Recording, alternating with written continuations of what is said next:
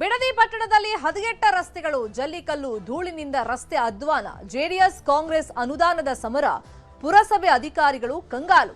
ಚರಂಡಿ ಕಾಮಗಾರಿಯೂ ಬಂದ್, ಜನರಿಗೆ ದಿನನಿತ್ಯವೂ ಸಂಕಷ್ಟ. ಇದು ಬಿಡದಿ ರಸ್ತೆ ಅಧ್ವಾನದ ಸುದ್ದಿ. ಬಿಡದಿನ 1.5 ವರ್ಷದಿಂದ ಹಾಳು ಮಾಡಿದಂಥ ರೋಡ್ಗಳನ್ನ ಇಲ್ಲಿವರೆಗೂ ಅಭಿವೃದ್ಧಿ ಪಡಿಸಕ್ಕೆ ಇವ್ರ ಕೈಲಿ ಆಯ್ತಾ ಇಲ್ಲ.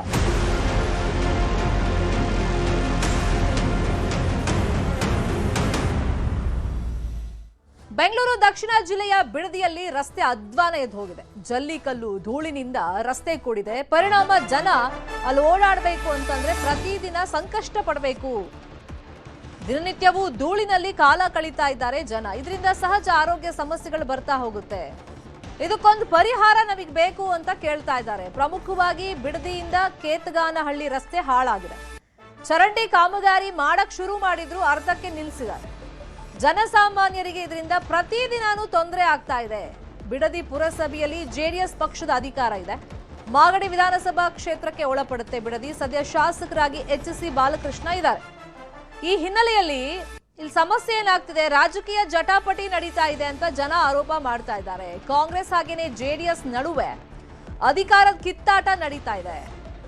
ಅನುದಾನ ತಂದಿಲ್ಲ ಅಂತ ಹೇಳಿ ಮಾಜಿ ಶಾಸಕ ಮಂಜು ಕಿಡಿಕಾರಿದ್ದಾರೆ. ರಾಜಕೀಯ ಜಗಳದಿಂದಲೇ ಪುರಸಭೆ ಅಧಿಕಾರಿಗಳು ಕಂಗಾಲಾಗಿ ಹೋಗಿದ್ದಾರೆ. ಚರಂಡಿ ಕೆಲಸ ಅರ್ಧಕ್ಕೆ ನಿಲ್ಲಿಸಿದ್ದಾರೆ. ರಸ್ತೆ ಅನ್ನೋದು ಧೂಳಿನಿಂದ ಕೂಡಿದೆ. ಪರಿಣಾಮ ಸ್ಥಳೀಯರಿಗೆ ತೀರಾ ಸಮಸ್ಯೆ ಆಗ್ತಾ ಇದೆ. ನಿಮ್ ರಾಜಕೀಯ ಜಟಾಪಟಿ ಏನಾದ್ರೂ ಇಟ್ಕೊಳ್ಳಿ, ನಮಗೆ ಮೂಲಭೂತ ಸೌಕರ್ಯಗಳಲ್ಲಿ ಒಂದಾಗಿರುವಂತ ಚರಂಡಿ ಇರ್ಬೋದು ಅಥವಾ ರಸ್ತೆಯನ್ನ ಮಾಡ್ಕೊಡಿ ಅಂತ ಹೇಳಿ ಜನ ಕೇಳ್ತಾ ಇದ್ದಾರೆ. ಈ ಧೂಳಲ್ಲಂತೂ ನಮಗೆ ಇರಕ್ಕಾಗಲ್ಲ. ನೋಡಿ, ಅಲ್ಲಿ ರಸ್ತೆ ಇದೆ ಅನ್ನೋ ಒಂದು ಕುರುಹು ಇಲ್ಲ, ಹಂಗಾಗ್ಬಿಟ್ಟಿದೆ. ಬಿಡದಿ ರಸ್ತೆ ಅಧ್ವಾನ ಎದ್ದೋಗಿದೆ.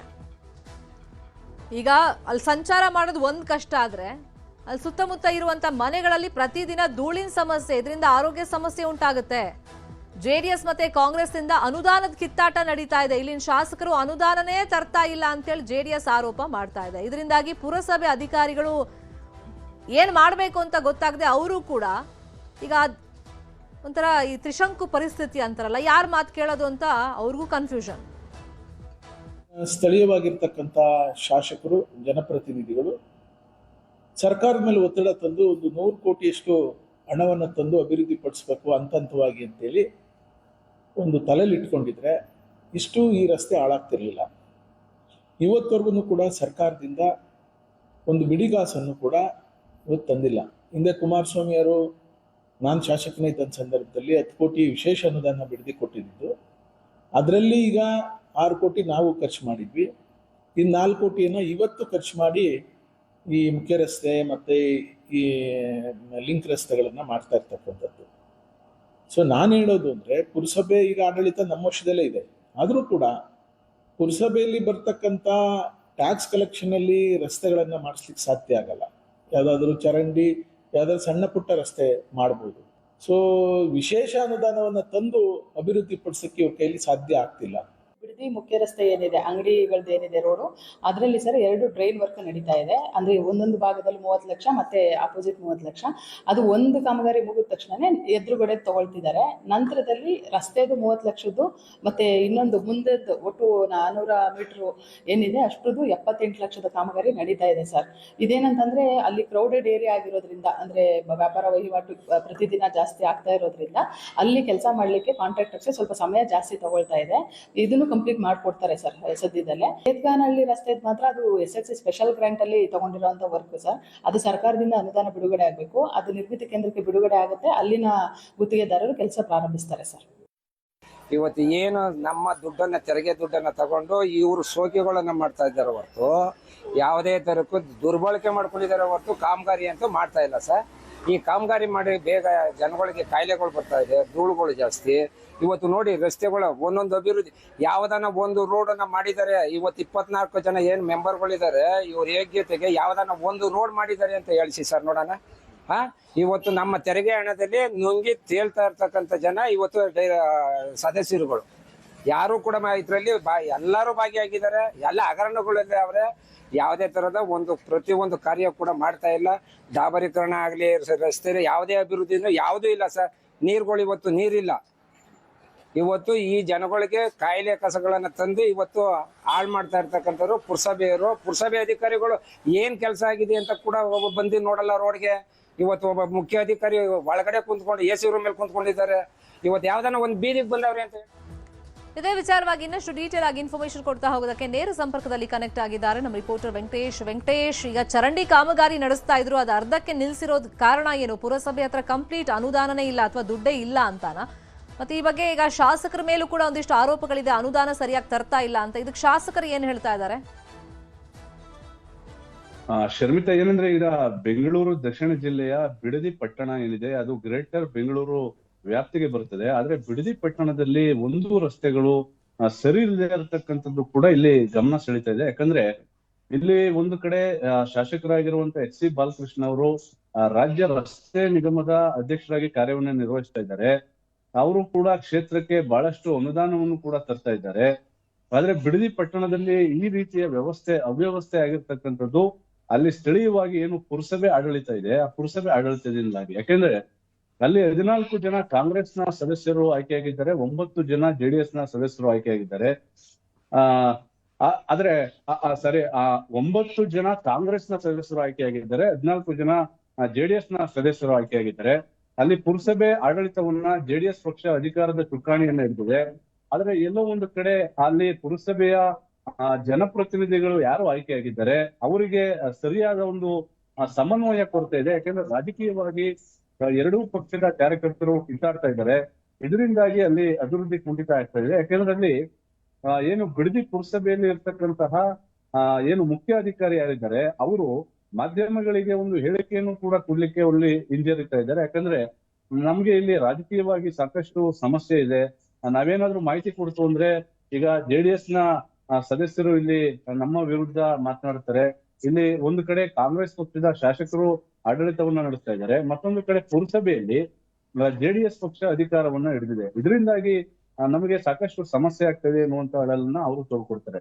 ಜೊತೆಗೆ ಈಗಾಗಲೇ ಏನು ಪ್ರತಿ ವಾರ್ಡ್ಗೂ ಕೂಡ 30 ಲಕ್ಷ ರೂಪಾಯಿ ಹಣ ಬಂದಿದ್ರು ಕೂಡ ಅಲ್ಲಿ ಕಾಮಗಾರಿಗಳು ನಡೀತಾ ಇಲ್ಲ. ಯಾಕಂದ್ರೆ ಅಲ್ಲಿ ಗುತ್ತಿಗೆದಾರರ ಸಮಸ್ಯೆ ಕೂಡ ಎದುರಾಗಿದೆ. ಗುತ್ತಿಗೆದಾರರು ಸರಿಯಾಗಿ ಕೆಲಸವನ್ನ ಮಾಡ್ತಾ ಇಲ್ಲ. ಇದರಿಂದಾಗಿ ನಮಗೆ ತೀವ್ರವಾಗಿ ಸಮಸ್ಯೆ ಆಗಿದೆ. ಬಿಡದಿ ಪಟ್ಟಣದ ರಸ್ತೆಗಳು ಏನು ಈಗಿರ್ತಕ್ಕಂತ ದುಸ್ಥಿತಿಗೆ ಸರಿಯಾಗಿ ಅಲ್ಲಿ ರಾಜಕೀಯವಾಗಿ ಸಮನ್ವಯ ಕೊರತೆ ಇರೋದ್ರಿಂದ ಅಲ್ಲಿ ಸಾಕಷ್ಟು ಸಮಸ್ಯೆ ಆಗ್ತಾ ಇದೆ ಎನ್ನುವಂತಹ ಆರೋಪವನ್ನ ಸ್ಥಳೀಯ ಜನರು ಕೂಡ ಮಾಡ್ತಾ ಇದ್ದಾರೆ. ಫೈನ್. ಅಂದ್ರೆ ಈಗ ರಾಜಕೀಯ ಜಟಾಪಟಿ ಇಂದಾಗಿ ಜನ ಕೂಡ ಹೈರಾಣಾಗಿ ಹೋಗಿದ್ದಾರೆ. ಯಾಕಂದ್ರೆ ಈಗ ನಾವು ನೋಡ್ತಾ ಇದೀವಿ, ಧೂಳಿನ ಸಮಸ್ಯೆ ಇದೆ, ಚರಂಡಿ ಅಧ್ವಾನ ಇದ್ದೋಗಿದೆ, ಮಳೆಗಾಲ ಆರಂಭ ಆದ್ರೆ ನೀರು ಬರುವಂತ ಚಾನ್ಸಸ್ ಇದೆ. ಹಾಗಾಗಿ ಆರೋಗ್ಯ ಸಮಸ್ಯೆನೂ ಕೂಡ ಜನರಿಗೆ ಆಗ್ತಿರೋದ್ರಿಂದ ಜನ ಇದ್ರ ಬಗ್ಗೆ ಯಾವ ತರ ಆಕ್ರೋಶ ವ್ಯಕ್ತಪಡಿಸ್ತಾ ಇದ್ದಾರೆ? ಖಂಡಿತ ಶರ್ಮಿತಾ, ಯಾಕೆಂದ್ರೆ ಬಿಡದಿ ಪಟ್ಟಣ ಹೇಳಿ ಕೇಳಿ ರಾಜಧಾನಿ ಬೆಂಗಳೂರಿಗೆ ಭೂಗಳತಿ ದೂರದಲ್ಲಿ ಇರ್ತಕ್ಕಂತಹ ಒಂದು ಪಟ್ಟಣ. ಅಲ್ಲಿ ಪುರಸಭೆ ಬಹಳ ಬಲಿಷ್ಠವಾಗಿ ಇದ್ರು ಕೂಡ ಒಂದು ಕಡೆ ಕಾಂಗ್ರೆಸ್ ಪಕ್ಷದ ಶಾಸಕರು ಅಧಿಕಾರದಲ್ಲಿ ಇದ್ರು ಕೂಡ ಆದ್ರೆ ಬಿಡದಿ ಪುರಸಭೆಯಲ್ಲಿ JDS ಪಕ್ಷ ಅಧಿಕಾರವನ್ನ ಹಿಡಿದಿದೆ. ಇದು ಎಲ್ಲೋ ಒಂದು ಕಡೆ ರಾಜಕೀಯವಾಗಿ ಜಟಾಪಟಿ ಆಗ್ತಾ ಇದೆ. ಯಾಕಂದ್ರೆ ಕೆಲವೊಂದು ವಾರ್ಡ್ಗಳಲ್ಲಿ ಕೆಲಸಗಳು ನಡೀತಾ ಇದೆ, ಇನ್ನು ಕೆಲವೊಂದು ವಾರ್ಡ್ಗಳಲ್ಲಿ ಕೆಲಸಗಳು ಪ್ರಾರಂಭ ಆಗಿದ್ರು ಕೂಡ ಅದು ಅರ್ಧಕ್ಕೆ ನಿಂತಿದೆ. ಇದು ಸಾಕಷ್ಟು ಜನರ ಬದುಕಿನಲ್ಲಿ ಸಾಕಷ್ಟು ವ್ಯತ್ಯಾಸಗಳಾಗ್ತಾ ಇದೆ. ಯಾಕಂದ್ರೆ ಬಿಡದಿ ಪಟ್ಟಣದಲ್ಲಿ ಇರ್ತಕ್ಕಂತಹ ವಾಣಿಜ್ಯ ಮಳಿಗೆಗಳು ಮಾಲೀಕರು ಯಾರಿದ್ದಾರೆ ಅವರು ದಿನನಿತ್ಯ ಧೂಳಿನಿಂದ ವಾಸ ಮಾಡ್ತಕ್ಕಂತಹ ದುಸ್ಥಿತಿ ಎದುರಾಗಿರ್ತಕ್ಕಂಥದ್ದು. ಜೊತೆಗೆ ಅಲ್ಲಿ ಚರಂಡಿ ಕಾಮಗಾರಿಗಳು ಕೂಡ ನಡೆದಿದೆ, ಅದು ಕೂಡ ಅರ್ಧಕ್ಕೆ ನಿಂತಿದೆ. ಇದರಿಂದಾಗಿ ಜನಸಾಮಾನ್ಯರಿಗೆ ಸಾಕಷ್ಟು ಸಮಸ್ಯೆ ಆಗ್ತಾ ಇರುವಂತದ್ದು. ಯಾಕಂದ್ರೆ ಪ್ರತಿ ದಿನವೂ ಕೂಡ ಧೂಳಿನಿಂದ ಜನ ಅಲ್ಲಿ ಹೈರಾಣಾಗಿದ್ದಾರೆ. ಯಾರಾದ್ರೂ ಅಲ್ಲಿ ವ್ಯಾಪಾರ ಮಾಡ್ಲಿಕ್ಕೂ ಕೂಡ ಅಲ್ಲಿ ಮುಂದಾಗ್ತಾ ಇಲ್ಲ. ಜೊತೆಗೆ ಯಾರೆಲ್ಲ ಅಂಗಡಿ ಮಳಿಗೆಗಳನ್ನ ಬಾಡಿಗೆ ಪಡೆದಿದ್ದಾರೆ ಅಲ್ಲಿ ವ್ಯಾಪಾರವೂ ಕೂಡ ಆಗ್ತಾ ಇಲ್ಲ. ಯಾಕಂದ್ರೆ ಈಗ ಬೇಸಿಗೆ ಪ್ರಾರಂಭ ಆಗಿದೆ, ಬಿಸಿಲು ಕೂಡ ಅತಿ ಹೆಚ್ಚಾಗಿದೆ. ಒಂದು ಕಡೆ ಬಿಸಿಲು, ಒಂದು ಕಡೆ ಧೂಳು, ಒಂದು ಕಡೆ ಗುಂಡಿ ಬಿದ್ದಿರ್ತಕ್ಕಂತಹ ರಸ್ತೆಗಳು. ಇದರಿಂದಾಗಿ ಬಿಡದಿ ಪಟ್ಟಣದ ಜನ ಸಾಕಷ್ಟು ಹೈರಾಣಾಗಿರ್ತಕ್ಕಂಥದ್ದು ಶರ್ಮಿತಾ.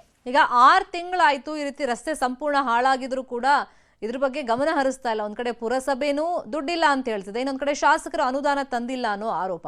ಈಗ ಈ ಹಿಂದೆ ಅನುದಾನ ತಂದಿದ್ರಲ್ಲ ಅವಾಗ ಎಲ್ಲ ಸರಿಯಾಗಿತ್ತಂತ, ಯಾಕಂದ್ರೆ ಮಂಜು ಅವರು ಆರೋಪ ಮಾಡ್ತಾ ನನ್ನ ಕಾಲದಲ್ಲಿ ಎಲ್ಲ ಅನುದಾನ ತಂದಿದ್ದೆ, ಎಲ್ಲವೂ ಸರಿಯಾಗಿತ್ತು ಅಂತ ಹೇಳ್ತಾ ಇದ್ರು. ಖಂಡಿತ ಶರ್ಮಿತಾ, ಯಾಕಂದ್ರೆ ಹಿಂದೆ ಏನು ಎ ಮಂಜು ಅವರು JDS ಪಕ್ಷದಿಂದ ಆಯ್ಕೆಯಾಗಿದ್ರು, ಅವರ ಅವಧಿಯಲ್ಲೂ ಕೂಡ ಕೆಲವೊಂದಿಷ್ಟು ಕೆಲಸಗಳು ಆಗಿವೆ. ಜೊತೆಗೆ ಆಗ ಬಂದಿರತಕ್ಕಂತಹ ಅನುದಾನಗಳು ಈಗ ಬಳಕೆ ಆಗ್ತವೆ ಎನ್ನುವಂತಹ ಮಾತನ್ನ ಎ ಮಂಜು ಅವರು ಹೇಳ್ತಾ ಇದ್ದಾರೆ. ಮತ್ತೊಂದು ಕಡೆ ಬಿಡದಿ ಪುರಸಭೆಯ ಯಾರು ಮುಖ್ಯ ಅಧಿಕಾರಿ ಯಾರಿದ್ದಾರೆ ಮೀನಾಕ್ಷಿ, ಅವರ ಮಾಹಿತಿ ಪ್ರಕಾರ ನಾವು ಪ್ರತಿ ವಾರ್ಡ್ಗೂ ಕೂಡ ಈಗ 30 ಲಕ್ಷ ರೂಪಾಯಿ ಹಣವನ್ನ ನಾವು ಕೊಡ್ತಾ ಇದ್ದೇವೆ. ಅದರಿಂದ ಅಭಿವೃದ್ಧಿ ಆಗ್ತಾ ಇದೆ. ಇಲ್ಲಿ ಪ್ರಮುಖವಾಗಿ ಏನು ಬಿಡದಿ ಪಟ್ಟಣದಿಂದ ಕೇತಗಾನಹಳ್ಳಿ ರಸ್ತೆಗೆ ಸಂಪರ್ಕ ಮಾಡುವಂತ ಮುಖ್ಯ ರಸ್ತೆ ಏನಿದೆ, ಆ ರಸ್ತೆಗೆ ನಾವು ವಿಶೇಷ ಅನುದಾನಕ್ಕಾಗಿ ಸರ್ಕಾರಕ್ಕೆ ನಾವು ಪತ್ರವನ್ನ ಬರೆದಿದ್ದೇವೆ.